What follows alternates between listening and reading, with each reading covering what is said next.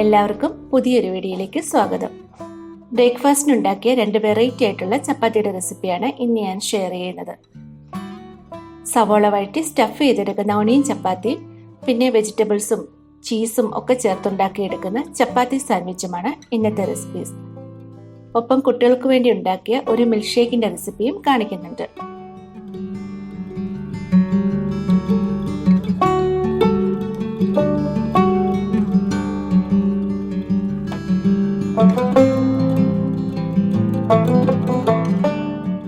അപ്പം ആദ്യം തന്നെ നമുക്ക് ചപ്പാത്തിയുടെ ഫില്ലിങ്സിന് വേണ്ട സാധനങ്ങളെല്ലാം ഒന്ന് എടുത്തു വയ്ക്കാം. ഇനി നമുക്ക് ചപ്പാത്തിക്കുള്ള മാവ് ഒന്ന് റെഡിയാക്കി എടുക്കാം. പൊടിയിലേക്ക് ആവശ്യത്തിനുള്ള ഉപ്പ് ചേർത്ത് കൊടുക്കാം. പിന്നെ കുറച്ച് ഓയിൽ കൂടി ചേർത്ത് ഒന്ന് ഇളക്കി കൊടുക്കാം. അതിനുശേഷം സാധാരണ വെള്ളം കുറേശ്ശെ ഒഴിച്ച് മാവ് ഒന്ന് കുഴച്ചെടുക്കാം. ഈ ഒരു പരുവത്തിൽ നല്ല മയത്തിൽ വേണം ചപ്പാത്തിയുടെ മാവ് കുഴച്ചെടുക്കേണ്ടത്. ഇനി നമുക്ക് മാവിൻ്റെ മേലെ കുറച്ച് ഓയിൽ കൂടി ഇങ്ങനെ തേച്ച് കുറച്ച് സമയത്തേക്കൊന്ന് മാറ്റി വയ്ക്കാം.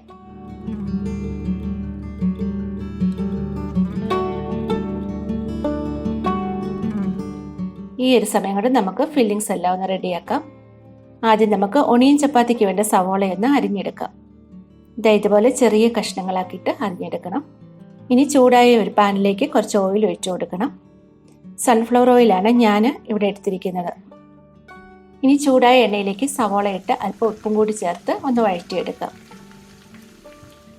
സവോള വഴഞ്ഞു വരുന്ന സമയം കൊണ്ട് ചപ്പാത്തി സാൻഡ്വിച്ചിന് വേണ്ട ഫില്ലിങ്സിന് വേണ്ടിയുള്ള വെജിറ്റബിൾസ് എല്ലാം ഒന്ന് അരിഞ്ഞെടുക്കാം. നമ്മുടെ ഇഷ്ടത്തിനനുസരിച്ച് ഏത് വെജിറ്റബിൾസ് വേണമെങ്കിലും എടുക്കാം. ഞാനിവിടെ എടുത്തിരിക്കുന്നത് ക്യാരറ്റും ക്യാപ്സിക്കവും ക്യാബേജും ആണ്. ഇതെല്ലാം ഒന്ന് ചെറുതായിട്ട് അരിഞ്ഞെടുക്കാം. ഇതുപോലെ ഒരു ടിഷ്യോ അല്ലെങ്കിൽ നനഞ്ഞ തുണിയോ കട്ടിംഗ് ബോർഡിൻ്റെ അടിയിലിട്ടാൽ അരിയുന്ന സമയത്ത് നമുക്ക് ബോർഡ് ഇളകാതെ ഇരിക്കും. വെജിറ്റബിൾസിൻ്റെ കൂടെ ചീസും കൂടി ചേർക്കുന്നതുകൊണ്ട് കുട്ടികൾക്ക് ഈ ഒരു സാൻഡ്വിച്ച് വളരെ ഇഷ്ടമാവും. ഇങ്ങനെ കൊടുക്കുന്നതുകൊണ്ട് ചപ്പാത്തിയോടെ കറി കഴിപ്പിക്കാനുള്ള ബുദ്ധിമുട്ട് നമുക്കൊട്ടുണ്ടാകത്തുമില്ല.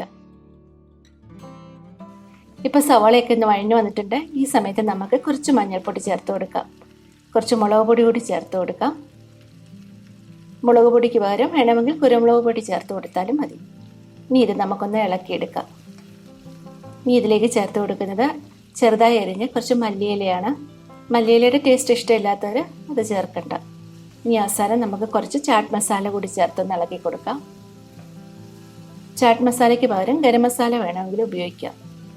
പക്ഷെ ചാട്ട് മസാല ചേർക്കുമ്പോഴാണ് ആ ഒരു നോർത്ത് ഇന്ത്യൻ ഫ്ലേവർ നന്നായിട്ട് കിട്ടുന്നത്. ഇനി ഈ ഒരു ഫില്ലിങ് നമുക്ക് തണുക്കാനായിട്ട് മാറ്റി വയ്ക്കാം. ഇനി ചപ്പാത്തി സാൻഡ്വിച്ചിന് വേണ്ട വെജിറ്റബിൾസ് എല്ലാം ഒന്ന് വഴറ്റിയെടുക്കാം. പാൻ ഒന്ന് ചൂടായി കഴിയുമ്പോൾ 1 ടേബിൾ സ്പൂണോളം ബട്ടർ ചേർത്ത് ഒന്ന് ചൂടാക്കിയെടുക്കാം. ഇനി ഇതിലേക്ക് നമുക്ക് ചെറുതായി അരിഞ്ഞു വെച്ചിരിക്കുന്ന ക്യാരറ്റ് ചേർത്ത് കൊടുക്കാം. ക്യാരറ്റിന് കുറച്ച് വേവ് കൂടുതലുള്ളതുകൊണ്ടാണ് ആദ്യം തന്നെ നമ്മളിത് ചേർത്തൊന്ന് വഴറ്റിയെടുക്കുന്നത്. ഇനി ഇതിലേക്ക് അരിഞ്ഞു വെച്ചിരിക്കുന്ന ക്യാബേജും കൂടെ ചേർത്തൊന്ന് ഇളക്കി കൊടുക്കാം. ഇനി നമുക്ക് ക്യാപ്സിക്കം കൂടി ചേർത്ത് ഒരു 2-3 മിനിറ്റ് നന്നായിട്ടൊന്ന് ഇളക്കി കൊടുക്കാം. ഇനി ഇതിലേക്ക് ഞാൻ അല്പം ഉപ്പ് ചേർക്കുന്നുണ്ട്. അൺസോൾട്ടഡ് ബട്ടർ ആയതുകൊണ്ടാണ് ഞാൻ ഉപ്പ് ചേർക്കുന്നത്. സോൾട്ടഡ് ബട്ടർ ആണെങ്കിൽ ഉപ്പ് നോക്കിയതിന് ശേഷം മാത്രം ചേർത്താൽ മതി. ഇനി നമുക്കിതൊരു 3-4 മിനിറ്റ് ഒന്ന് അടച്ചു വെച്ച് വേവിച്ചെടുക്കാം. പെട്ടെന്ന് തന്നെ വെന്ത് കിട്ടും. അധിക സമയമൊന്നും വേവിക്കേണ്ട ആവശ്യമില്ല. വെജിറ്റബിൾസ് എല്ലാം നന്നായിട്ട് വെന്ത് വന്നിട്ടുണ്ട്. ഇനി നമുക്കിതിലേക്ക് കുറച്ച് കുരുമുളക് കൂടി ചേർത്ത് കൊടുക്കാം.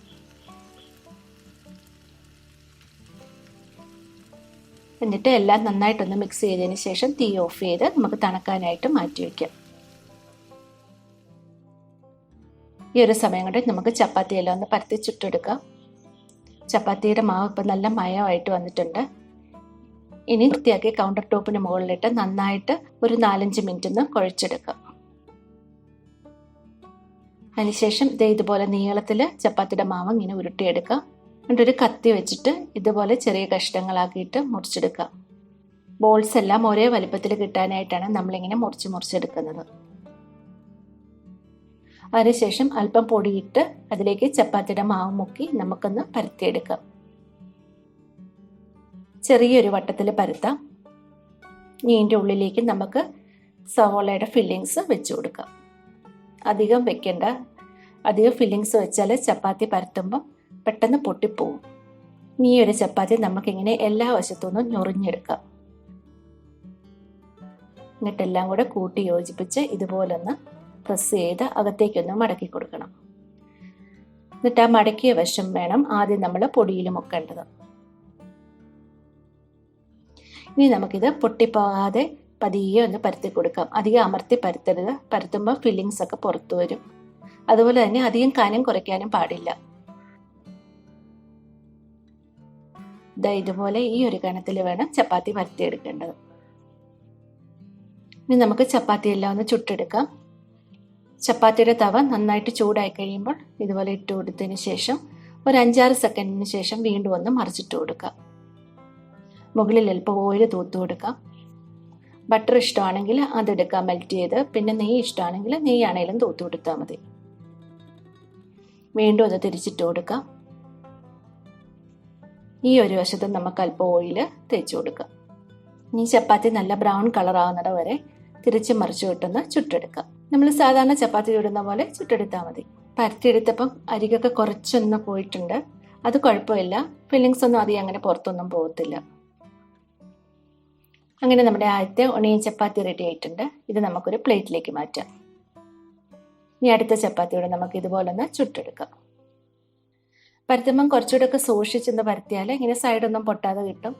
ഞാനിവിടെ പെട്ടെന്ന് ഉണ്ടാക്കിയെടുത്തോണ്ടാണ് കുറച്ച് അരികൊക്കെ ഒന്ന് പൊട്ടിയിട്ടുണ്ട്. സാരമില്ല, അങ്ങനെ കുഴപ്പമൊന്നുമില്ല. ഈ ചപ്പാത്തി പക്ഷേ കറിയൊന്നും ഇല്ലാത്തപ്പം നല്ലതാണ് കഴിക്കാനായിട്ട്. ഓഫീസിൽ കൊണ്ടുപോകാനും ട്രാവൽ പോകുമ്പോഴൊക്കെ കൊണ്ടുപോകാനും ഈ ചപ്പാത്തി ഒത്തിരി നല്ലതാണ്. അപ്പം എല്ലാവരും ഈ ചപ്പാത്തി ഒന്ന് ട്രൈ ചെയ്ത് നോക്കണം. അങ്ങനെ അടുത്ത ചപ്പാത്തി കൂടെ ചുട്ടെടുത്തിട്ടുണ്ട്. ഈ ഒരു ചപ്പാത്തിയുടെ കോമ്പിനേഷൻ എന്ന് പറയുന്നത് ഇതുപോലുള്ള തൈരോ അല്ലെങ്കിൽ അച്ചാറോ, ഇനി ഇതൊന്നും ഇല്ലെങ്കിലും വെറുതെ ആണെങ്കിലും കഴിക്കാൻ ഈ ചപ്പാത്തി വളരെ നല്ലതാണ്. ഇനി അടുത്ത നമ്മുടെ ചപ്പാത്തി സാൻഡ്വിച്ചിനുള്ള ചപ്പാത്തി എല്ലാം ഒന്ന് ചുട്ടെടുക്കാം. ഇത് നമ്മൾ സാധാരണ ചപ്പാത്തി ചുട്ടെടുക്കുന്ന പോലെ ചപ്പാത്തികളൊന്ന് ചുട്ടെടുത്തിട്ടാണ് ഫില്ലിങ്സ് വെച്ച് നമ്മൾ സാൻഡ്വിച്ച് റെഡിയാക്കുന്നത്. ചുട്ട് വെച്ചിരിക്കുന്ന ചപ്പാത്തിയിൽ നിന്ന് ഒരെണ്ണം എടുത്ത് പാനിൽ വെച്ചിട്ട് ഇങ്ങനെ ഒന്ന് തിരിച്ച് മറിച്ച് വിട്ടൊന്ന് ചൂടാക്കി എടുക്കാം. ഞാനിവിടെ വെച്ച് കൊടുക്കുന്നത് ചീസ് സ്ലൈസ് ആണ്. ഈ മൊസറല്ല ചീസോ ചെഡാർ ചീസോ എന്താണോ കയ്യിലുള്ളത് അത് ഗ്രേറ്റ് ചെയ്തിട്ടാലും മതി. നമുക്ക് ഇതിൻ്റെ മേലേക്ക് വഴറ്റി വെച്ചിരിക്കുന്ന ഫില്ലിങ്സ് വെച്ച് കൊടുക്കാം. അധികം സൈഡിലേക്കൊന്നും വെക്കണ്ട. ഇനി അതിൻ്റെ മുകളിലേക്ക് കുറച്ച് ചീസും കൂടെ നമുക്ക് ചേർത്ത് കൊടുക്കാം. ഇനി ഇതിൻ്റെ മുകളിലേക്ക് വേറൊരു ചപ്പാത്തി കൂടി വെച്ച് കവർ ചെയ്തെടുക്കാം. അതിനുശേഷം തവി വെച്ച് ഇതുപോലെ നന്നായിട്ടൊന്ന് പ്രസ് ചെയ്ത് കൊടുക്കാം. ഈ ഒരു സമയം കൊണ്ട് ചീസൊക്കെ മെൽറ്റായിട്ട് ചപ്പാത്തി രണ്ടും കൂടെ നന്നായിട്ട് സ്റ്റിക്കായിട്ടിരുന്നോളും. ഇനി അതിൻ്റെ മുകളിലേക്ക് ഞാൻ ഒഴിച്ചു കൊടുക്കുന്നത് മെൽറ്റ് ചെയ്ത് വെച്ചിരിക്കുന്ന ബട്ടറാണ്. ബട്ടർ ഇല്ലെങ്കിൽ കുറച്ച് ഓയിൽ ഒഴിച്ചു കൊടുത്താലും മതി. ഇനി പതിയെ സൂക്ഷിച്ചൊന്ന് തിരിച്ചിടാം. എൻ്റെ ചപ്പാത്തി രണ്ടും രണ്ട് ഷേപ്പിലായിപ്പോയി. അപ്പോൾ ഇത് ഒഴിവാക്കാനായിട്ട് നമ്മൾ ചപ്പാത്തി പരത്തുന്ന സമയത്ത് കറക്റ്റായിട്ടുള്ളൊരു പാത്രം കൊണ്ട് മുറിച്ചെടുത്താൽ ഒരുപോലുള്ള ചപ്പാത്തികൾ കിട്ടും. ആദ്യത്തെ സാൻഡ്വിച്ച് റെഡിയായി. നമുക്കൊരു പ്ലേറ്റിലേക്ക് മാറ്റാം. ഇനി അടുത്തുണ്ടാക്കുന്ന സാൻഡ്വിച്ചിനകത്ത് ഞാൻ അല്പം സെഷ്വാൻ ചട്നി കൂടി ചേർത്താണ് ഉണ്ടാക്കുന്നത്. അപ്പം ഇത് ഹോം മെയ്ഡ് ആയിട്ടുള്ള ചട്നിയാണ്. അപ്പോൾ ഈ ഒരു ചട്നി വെച്ചിട്ടുള്ള സെഷ്വാൻ മോമോസ് ഉണ്ടാക്കുന്ന റെസിപ്പി ഞാൻ ഉടൻ തന്നെ ഷെയർ ചെയ്യാം. ഇനി ഇതിൻ്റെ മുകളിലേക്ക് നമുക്ക് കുറച്ച് ചീസും കൂടി ഒന്ന് ഇട്ട് കൊടുക്കാം. ഇനി ആദ്യം ചെയ്ത പോലെ തന്നെ ഒരു ചപ്പാത്തി വെച്ചിട്ട് കവർ ചെയ്യുക. ഇതിന് ശേഷം തവി വെച്ചിട്ട് ഇതുപോലെ നന്നായിട്ടൊന്ന് പ്രസ് ചെയ്ത് കൊടുക്കാം.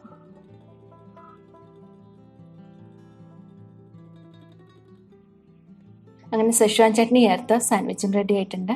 ഇത് ഒരു പ്ലേറ്റിലേക്ക് നമുക്ക് മാറ്റാം. ഈ ഒരു ചപ്പാത്തി സാൻഡ്വിച്ച് കുട്ടികൾക്ക് സ്കൂളിൽ ലഞ്ചിനോ സ്നാക്സിനോ ഒക്കെ കൊടുത്തു വിടാനായിട്ട് നല്ലതാണ്. നല്ല ഹെൽത്തിയുമാണ്, ഒപ്പം നല്ല ടേസ്റ്റുമാണ് ഇത് കഴിക്കാനായിട്ട്. അപ്പോൾ സ്കൂളിലൊക്കെ കൊടുത്തു വിടുമ്പം ഇതുപോലെ ഒന്ന് കട്ട് ചെയ്ത് കൊടുത്തു വിട്ടാൽ കുട്ടികൾക്ക് കഴിക്കാൻ വളരെ എളുപ്പമായിരിക്കും. ഇനി നമ്മൾ ഉണ്ടാക്കാൻ പോകുന്നത് ഒരു ഷാർജ ഷേക്കാണ്. അപ്പം അതിനുവേണ്ടി ഞാൻ ഇതുപോലെ ഒരു 1/2 കവർ പാല് ഫ്രിഡ്ജിൽ വെച്ചിട്ട് നല്ല കട്ടയാക്കി എടുത്തിട്ടുണ്ട്. പിന്നെ എടുത്തിരിക്കുന്നത് പഴമാണ്. ഇതിപ്പം കുറേ ഏറെ പഴം കിട്ടിയപ്പം കുറച്ചെടുത്ത് ഫ്രിഡ്ജിൽ ഇങ്ങനെ ടിഷ്യൂലാക്കി പൊതിഞ്ഞ് വെച്ചതാണ്. തൊലി കറുത്ത് കഴിഞ്ഞാൽ കുട്ടികളത് കഴിക്കുകയില്ല. അപ്പോൾ ഇതുപോലെ ഷേക്കൊക്കെ ആക്കി കൊടുത്താൽ അവർ കഴിച്ചോളൂ. നമുക്ക് ആദ്യം ആ ഒരു കവറിലെ പാലൊന്ന് പതിയെ ഒന്ന് പൊട്ടിച്ചെടുക്കാം. പഴം നമുക്ക് മിക്സിയുടെ ജാറിലേക്കൊന്ന് അരിഞ്ഞിട്ട് കൊടുക്കാം. ഞാനിവിടെ എടുത്തിരിക്കുന്നത് 3 പഴമാണ്. അപ്പോൾ കുറച്ച് പഴത്തിൻ്റെ ഫ്ലേവർ കൂടുതലുണ്ടാവും. അത്ര ഇഷ്ടമില്ലാത്തവർ 2 പഴം എടുത്താൽ മതി. ആദ്യം തന്നെ നമുക്ക് കുറച്ച് പാലൊഴിച്ച് മധുരത്തിന് ആവശ്യമുള്ള പഞ്ചസാരയും കൂടി ഇട്ടൊന്ന് അടിച്ചെടുക്കാം. കാഷ്യൂ നട്ട് ഉണ്ടെങ്കിൽ 3-4 നട്ട്സും കൂടെ ചേർത്തരച്ചാൽ നല്ല ടേസ്റ്റ് ഉണ്ടാവും. എൻ്റെ കയ്യിൽ അതില്ല, അതുകൊണ്ട് ഞാൻ പഴം മാത്രം ഇട്ടാണ് അടിക്കുന്നത്.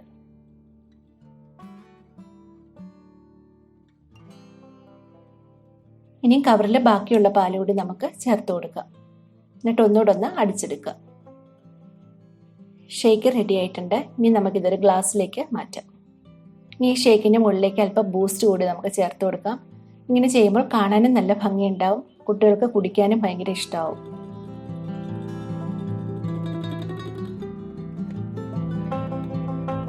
അപ്പം ഇതൊക്കെയായിരുന്നു ഇന്നത്തെ നമ്മുടെ ബ്രേക്ക്ഫാസ്റ്റ് റെസിപ്പീസ്.